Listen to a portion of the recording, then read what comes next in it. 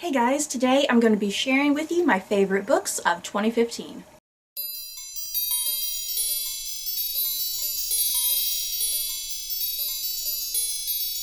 So I have two sets of books that I want to share with you guys. I have the books that were published in 2015 that I want to share with you, and then I have the books that were published before 2015 that I want to share with you. So starting with the books new to me that I read this year that were not published in 2015. At number 10, I have Serena by Ron Rash, and this follows George and Serena Pemberton as they rule their timber empire in the mountains of North Carolina. I really enjoyed this book. So suspenseful, so many kind of twists and turns, characters that you just don't know where they lie. And the main female in this, Serena, what an interesting female character. One of the most interesting female characters I've ever read. Is she a protagonist? Is she an antagonist? It's kind of hard to tell. At number 9, I have the Parasol Protectorate series by Gail Carriger. I read all 5 books of this series this year. I thoroughly enjoyed it. Pleasantly surprised with it. I've heard nothing but good things about it. This series follows Alexia Terabody, and she is soulless, and this power that she has, she is able to turn creatures like werewolves and vampires into humans momentarily while she touches them. And yeah, this was a great series, a great female protagonist, a great romance with her and Lord Megan, who is a werewolf. One of the funniest series of books I have ever read. So many genuinely laugh out loud moments. A great series to read in the midst of like heavy, dark books. At number 8, I have books 4, 5, and 6 from the Mortal Instruments series by Cassandra Clare. I finally got around to concluding this series, thank God. The final 3 books in the series were absolutely mind-blowing, so emotional. Basically, who lives, who dies, and who hooks up with who. And I was just so sad to come to the conclusion of this series. Definitely one of my top favorite YA series, and I'm certainly looking forward to starting the next series called The Dark Artifices. So yay, I can still have Mortal Instruments in my life at least. At number 7, I have the Death Note series by Tsugumi Ohba, and this is a manga series which I read the complete series of, I believe it was 11 issues, I want to say, 11 or 12, something like that. Wow, I love this manga series. My first manga, actually, weirdly enough. I was a fan of the anime series and the 2 movie adaptations, so I watched all that prior to actually physically reading this series, and I enjoyed this just as much as viewing the series. This series follows a young college student named Light who comes across this Death Note, and he has the power with this Death Note to basically kill off anybody he wants to kill. He just writes their name down and they die. This series was just so action-packed, so intense, definitely kind of a thriller. You never quite know if you should root for Light or if you should be against Light. I just love the questions that this series poses.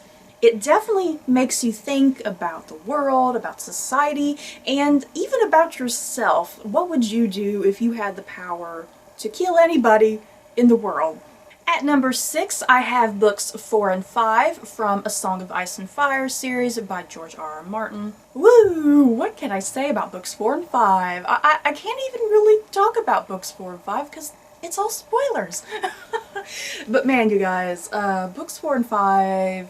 incredible. So many big shocks, surprises, lots of death, as usual.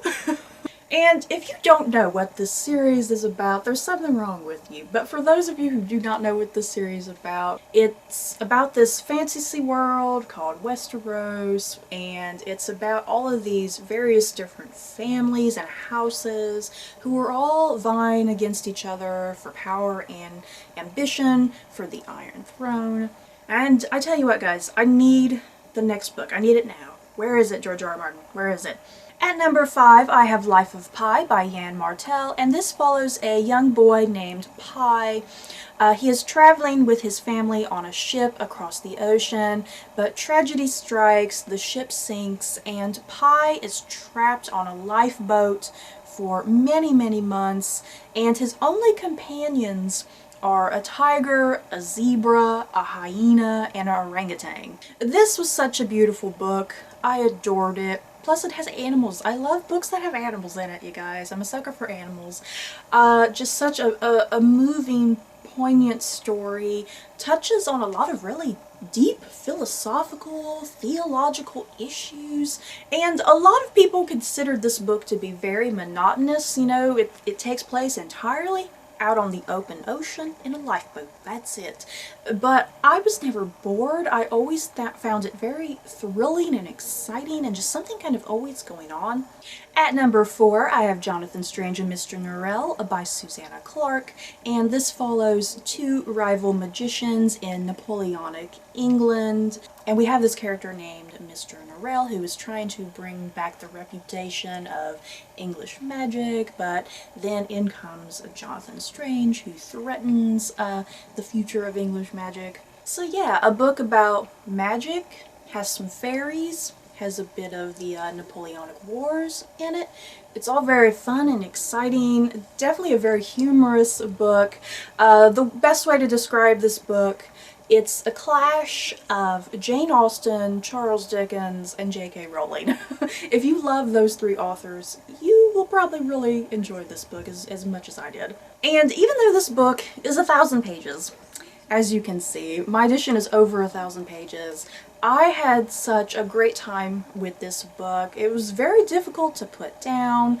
There was always something going on, such fascinating and interesting characters, and overall a really terrific and interesting premise, I think. At number 3, I have Sarah's Key by Tatiana de Rosne. This follows a journalist named Julia, and she's trying to learn more about the Vel de Hive, which was a roundup of the Jews in France during World War II. And during her research, Julia comes across some information regarding this little girl named Sarah. And she gets very obsessed about Sarah and what happened to her. So you spend this whole novel wondering if Sarah made it out of the Vel de Hive alive, or is she dead? So that's kind of the big mystery in this book, whether or not Sarah's alive or dead. So yeah, this book, it takes place in a modern day setting, but also has a historical fiction setting taking place in World War II with this little girl. Woo, this was one of the most emotional books I think I read this year. Very, very emotional. I had no idea about the Vel de Hive. This was definitely something new for me to learn about. I didn't know something like this occurred in France. Such beautiful writing from Tatiana de Rosne, a very gripping story. At number 2, I have Mrs. Poe by Lynn Cullen, and this follows poet Frances Osgood as she develops a relationship with her literary idol Edgar Allan Poe. But coming between Frances and Poe is Poe's wife, Virginia. If you watched my book review for this book, you may remember that I said that this book was pretty much Edgar Allan Poe fan fiction, which did not bother me at all. I thoroughly enjoyed this book. As you can see, it made my number 2.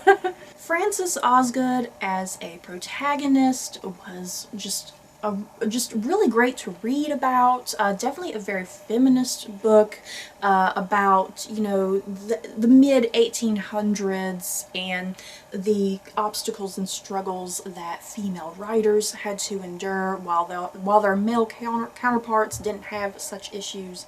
And I definitely really like the love triangle in this book. Sometimes love triangles are hit or miss, but I think the love triangle in this definitely worked between Poe and Virginia and Frances Osgood. Definitely some of the most intense dramatic moments of this entire book. And at number 1, I have A Tale for the Time Being by Ruth Ozeki, and this follows a woman named Ruth who one day finds a Hello Kitty lunchbox which she thinks has washed up on shore from the 2011 tsunami that happened in Japan. And this book has a dual narrative. Half of the story is told from Ruth's perspective, but the other half of the story is told through journal entries from this young girl named Now. So yeah, my number 1 new to me book this year. Finally got around to this. Everyone in the world loves this book and talks about it. Now I see what the hype is about. I thoroughly enjoyed this book. So good. Poses so many interesting questions.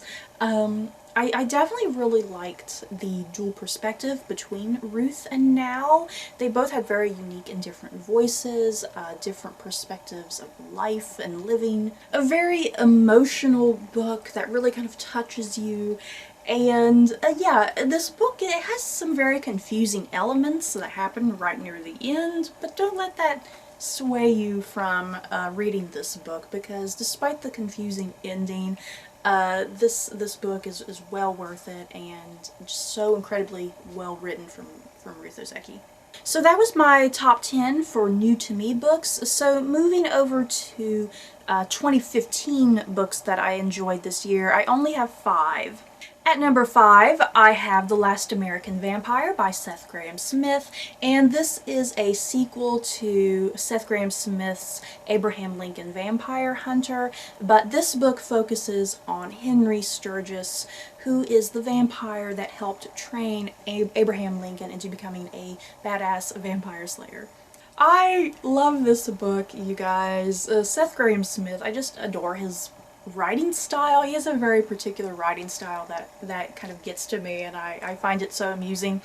And Henry Sturgis was like my favorite character in Abraham Lincoln Vampire Hunter, so I'm glad Seth Grahame-Smith decided to write a whole book just focused on Henry. This book, it starts off at Roanoke Island when Henry is first turned into a vampire, and it basically is kind of a set of short stories in some ways, just talking about Henry through the centuries and what he gets up to. We go to like World War II, and Henry has encounters with Jack the Ripper and Hitler, and you know, it just goes all through history, and it's really fun and great. At number 4, I have A Court of Thorns and Roses by Sarah J. Maas, and this follows a 19-year-old girl named Feyre who is out in the woods one day hunting for some food, and she kills a wolf, but little does she know that this wolf that she just killed was a fairy in disguise. So later that night, a beast-like creature arrives at her door and tells her that she has to come with him beyond the wall to his fairy kingdom to atone for her crime in killing this fairy. So Feyre becomes involved with all these fairies and this big magical curse that only she can get rid of, and she falls in love with the fairy ruler named Tamlin. And if you cannot tell from the synopsis, this is a sort of Beauty and the Beast retelling. I didn't read a lot of YA this year, but this was definitely my top favorite YA that I did read this year. Was pleasantly surprised with it. I had so much fun. Definitely a really great story. I liked how the Beauty and the Beast elements were interweaved into the story. And overall, I just found this to be a very mature young adult. I hate when young adult is sugar-coated, and I appreciated that this was very mature, had a bit of graphic language, had some sex scenes in there, had some blood and gore, and yeah, I'm pretty excited to continue the series after this one.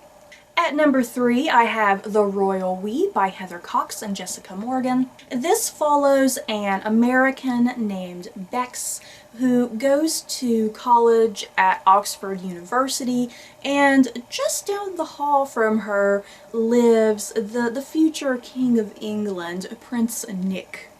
And this is totally Prince William and Kate Middleton fan fiction, but it was great.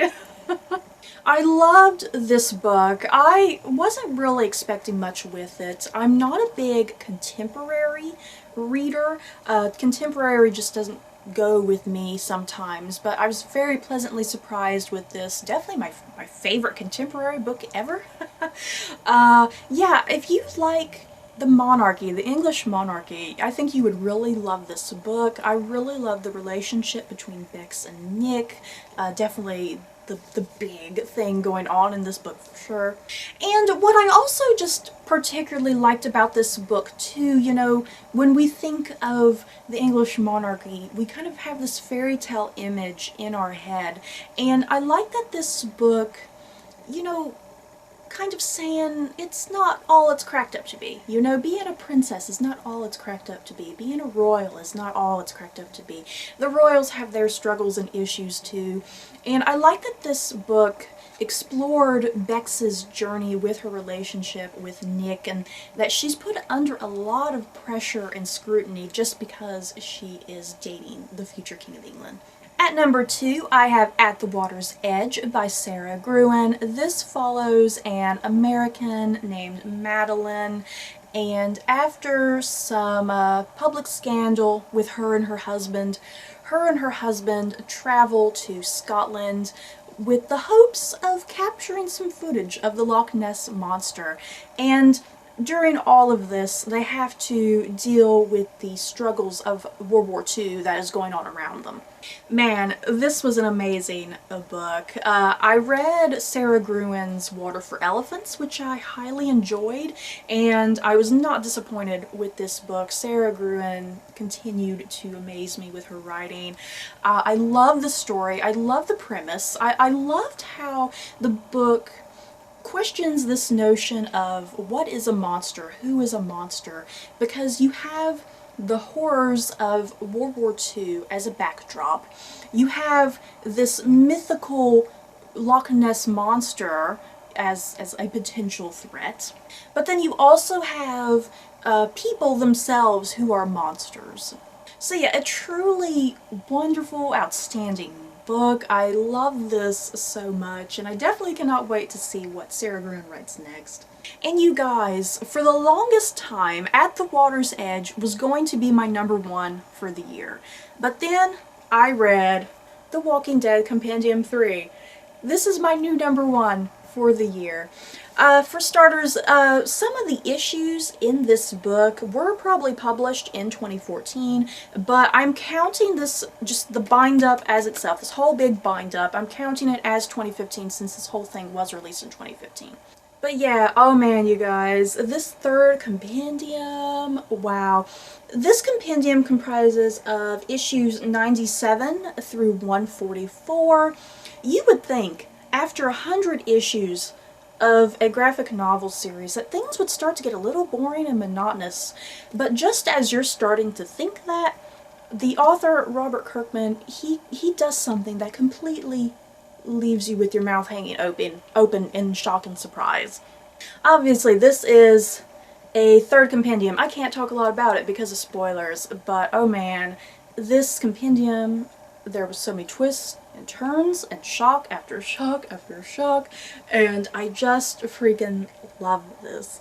If you do not know what the Walking Dead series is about, it's about this group of survivors during this zombie apocalypse, but the zombies are not the main struggle or obstacle, it's actually humanity itself. And the big thing that kind of happens in this compendium is this question of whether or not civilization can exist again. Can we return to what we had in the past? So yeah, that's my favorite books of 2015, you guys.